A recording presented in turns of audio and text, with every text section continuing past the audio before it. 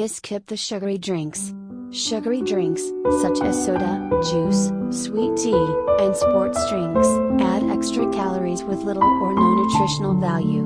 People who regularly drink sugary beverages, or if you are overweight and your doctor recommends that you lose weight, dieting may not be the way to go. That's because many diet plans want you to cut way back on calories or give up certain foods.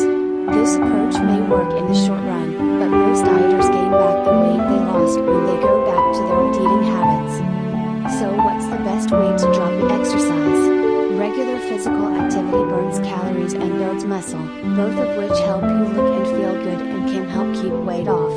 Walking the family dog, cycling to school, and doing other things that increase your daily level of activity can make a difference. If you want to burn more calories, increase the intensity of your workout, reduce screen time. People who spend a lot of time in front of screens are more likely to be overweight. Set reasonable limits on the amount of time you spend watching TV, playing video games, and using computers. Watch portion sizes.